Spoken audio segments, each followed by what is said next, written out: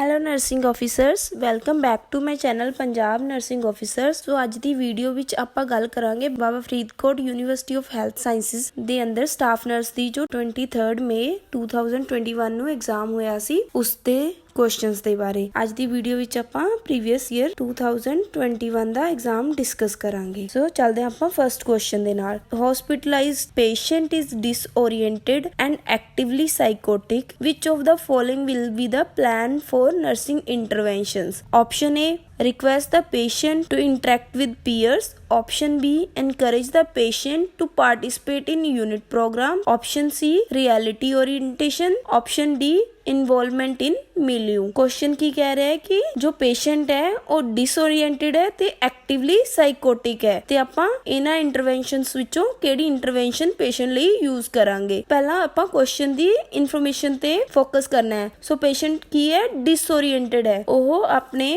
Time place ਔਰ person ਦੇ ਲਈ ओरिएंटेड नहीं है, ਉਹਨੂੰ नहीं पता चल रहा आस-पास, ठीक है। ਤੇ ਐਕਟਿਵਲੀ ਸਾਈਕੋਟਿਕ ਮੀਨਸ ਕਿ ਪੇਸ਼ੈਂਟ ਨੂੰ ਆਪਣੀ ਡਿਜ਼ੀਜ਼ ਨੂੰ ਅਸੈਪਟ ਨਹੀਂ ਕਰ ਰਿਹਾ, ਮੀਨਸ ਇਨਸਾਈਡ ਪ੍ਰੈਜ਼ੈਂਟ ਨਹੀਂ ਹੈ। ਆਪਣੇ ਕੋਲ ਦੋ ਡਿਸਆਰਡਰ ਹੁੰਦੇ ਨੇ, ਸਾਈਕੋਸਿਸ ਤੇ ਨਿਊਰੋਸਿਸ। ਸਾਈਕੋਸਿਸ ਵਿੱਚ ਕੀ ਹੁੰਦਾ ਹੈ ਕਿ ਪੇਸ਼ੈਂਟ ਆਪਣੀ ਡਿਜ਼ੀਜ਼ ਨੂੰ ਅਸੈਪਟ ਨਹੀਂ ਕਰਦਾ ਤੇ ਨਿਊਰੋਸਿਸ ਵਿੱਚ ਪੇਸ਼ੈਂਟ ਨੂੰ ਪਤਾ ਹੁੰਦਾ ਕਿ ਹਾਂ ਮੈਨੂੰ ਡਿਜ਼ੀਜ਼ ਹੈ, ਉਹ ਅਸੈਪਟ ਕਰਦਾ ਉਸ ਚੀਜ਼ ਨੂੰ ਤੇ ਉਸ ਚੀਜ਼ ਨੂੰ ਆਪਾਂ ਇਨਸਾਈਟ ਬੋਲਦੇ ਹਾਂ, ਠੀਕ ਹੈ। ਸੋ ਨਿਊਰੋਸਿਸ ਵਿੱਚ ਇਨਸਾਈਟ ਪ੍ਰੈਜ਼ੈਂਟ ਹੁੰਦੀ ਹੈ ਤੇ ਸਾਈਕੋਸਿਸ ਵਿੱਚ ਇਨਸਾਈਟ ਪ੍ਰੈਜ਼ੈਂਟ ਨਹੀਂ ਹੁੰਦੀ ਹੈ।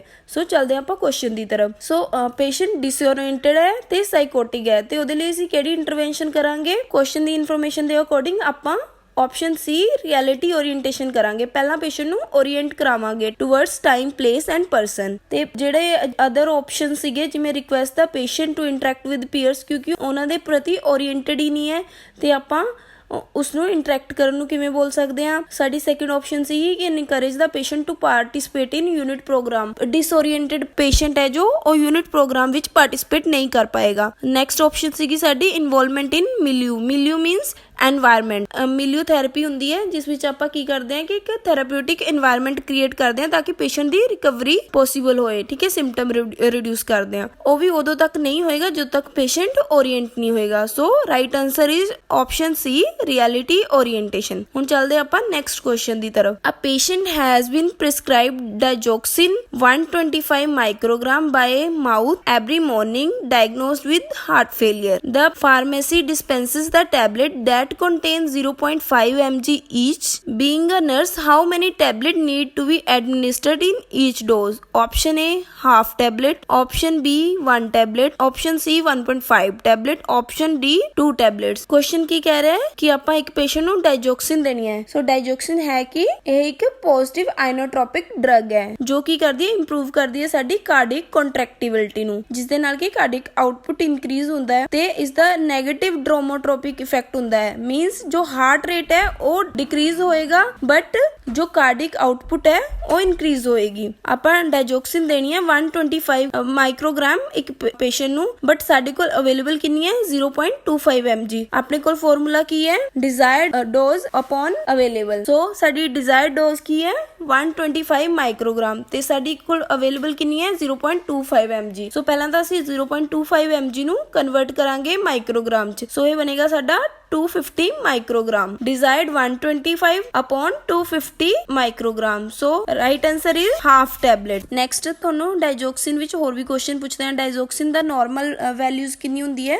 ਸੋ ਨਾਰਮਲ ਵੈਲਿਊ ਹੁੰਦੀ ਹੈ ਇਸ ਦੀ 0.5 to 2 ਨੈਨੋਗ੍ਰਾਮ ਪਰ ਡੀਐਲ। ਤੇ ਡਾਇਜੋਕਸਿਨ ਦਾ ਮੋਸਟ ਕਾਮਨ ਸਾਈਡ ਇਫੈਕਟ ਹੈ ਕਿ ਇਹ ਬ੍ਰੈਡੀਕਾਰਡੀਆ ਕਰਦੀ ਹੈ, ਡਿਕਰੀਜ਼ਡ ਹਾਰਟ ਰੇਟ। ਕਈ ਵਾਰ ਐਗਜ਼ਾਮੀਨਰ ਇਹ ਵੀ ਕੁਐਸਚਨ ਪੁੱਛਦਾ ਹੈ ਅਗਰ ਪੇਸ਼ੈਂਟ ਨੂੰ ਬ੍ਰੈਡੀਕਾਰਡੀਆ ਹੈ ਦੈਨ ਆਪਾਂ ਕੀ ਕਰਾਂਗੇ, ਫਿਰ ਆਪਾਂ ਨੈਕਸਟ ਡੋਜ਼ ਵਿਦਹੋਲਡ ਕਰਾਂਗੇ। ਤੇ ਆਪਾਂ ਨੂੰ ਕਿਵੇਂ ਪਤਾ ਲੱਗੂਗਾ ਇਹ ਬ੍ਰੈਡੀਕਾਰਡੀਆ ਹੈ। ਜਿਵੇਂ ਕੋਈ ਇਨਫੈਂਟ ਹੈ ਜਿਸ ਦੀ ਹਾਰਟ ਰੇਟ ਹੈ 90 to 110, ਠੀਕ ਹੈ। ਅਗਰ 90 to 110 ਤੋਂ ਬਿਲੋ ਹੈ ਦੈਨ ਆਪਾਂ ਬ੍ਰੈਡੀਕਾਰਡੀਆ ਬੋਲਾਂਗੇ। ਅਗਰ ਕੋਈ ਚਾਈਲਡ ਹੈ less than 70 then bradycardia. Adult ਹੈ ਲੈਸ ਦੈਨ 60। ਅਗਰ ਕਿਸੇ ਪੇਸ਼ੈਂਟ ਦੀ ਹਾਰਟ ਰੇਟ ਲੈਸ ਦੈਨ 60 ਹੈ ਤਾਂ ਅਸੀਂ ਨੈਕਸਟ ਡੋਜ਼ ਵਿਦਹੋਲਡ ਕਰਾਂਗੇ। ਸੋ ਜਦੋਂ ਵੀ ਆਪਾਂ ਡਾਇਜੋਕਸਿਨ ਦੇਣੀ ਹੈ ਉਸ ਤੋਂ ਪਹਿਲਾਂ ਆਪਾਂ ਹਾਰਟ ਰੇਟ ਜਾਂ ਪਲਸ ਰੇਟ ਦੇਖਣੀ ਹੈ ਪੇਸ਼ੈਂਟ ਦੀ। ਇਸ ਵਿੱਚ ਇੱਕ ਹੋਰ ਕੁਐਸਚਨ ਪੁੱਛਦਾ ਹੈ ਐਗਜ਼ਾਮੀਨਰ ਜੋ ਕਿ ਬਹੁਤ ਵਾਰ ਐਗਜ਼ਾਮ ਚ ਪੁੱਛਿਆ ਗਿਆ ਹੈ ਕਿ ਡਾਇਜੋਕਸਿਨ ਅਗਰ ਕਿਸੇ ਪੇਸ਼ੈਂਟ ਨੂੰ ਦੇ ਰਹੇ ਹਾਂ ਤਾਂ ਉਹਦੇ अर्ਲੀ ਸਿੰਪਟਮ ਕੀ ਹੈ, अर्ਲੀ ਸਾਈਨ। ਫੋਕਸ ਕਰਨਾ ਹੈ ਕਿ अर्ਲੀ ਮੀਨਸ अर्ਲੀ ਜੋ ਸਾਈਨ ਸਿੰਪਟਮ ਆਉਂਦੇ ਉਹ GI ਸਿੰਪਟਮਸ ਆਉਂਦੇ ਆ ਜਿਸ ਵਿੱਚ ਹੁੰਦਾ ਹੈ anorexia, ਨੋਜ਼ੀਆ, vomiting, and yellow vision. ਜਦੋਂ ਆਪਾਂ ਕਿਸੇ ਪੇਸ਼ੈਂਟ ਨੂੰ ਡਾਈਜੋਕਸਿਨ ਦਿੰਦੇ ਆ, ਉਸ ਦੇ ਨਾਲ ਹਾਈਪੋਕੈਲੀਮੀਆ ਹੁੰਦਾ ਹੈ, ਕਿਉਂਕਿ ਡਾਈਜੋਕਸਿਨ ਹੈ ਜੋ ਪੋਟਾਸ਼ੀਅਮ ਨਾਲ ਬਾਈਂਡ ਹੋ ਜਾਂਦਾ ਹੈ ਤੇ ਉਸ ਨੂੰ ਯੂਜ਼ ਕਰ ਲੈਂਦਾ ਹੈ, ਜਿਸ ਦੇ ਕਾਰਨ ਹਾਈਪੋਕੈਲੀਮੀਆ ਹੁੰਦਾ ਹੈ। ਸੋ ਸਾਨੂੰ ਹਮੇਸ਼ਾ ਹੀ ਡਾਈਜੋਕਸਿਨ ਦੇ ਨਾਲ ਪੋਟਾਸ਼ੀਅਮ ਰਿਪਲੇਸਮੈਂਟ ਕਰਨੀ ਜ਼ਰੂਰੀ ਹੁੰਦੀ ਹੈ। ਤੇ ਇਸ ਦਾ ਐਂਟੀਡੋਟ ਕੀ ਹੈ?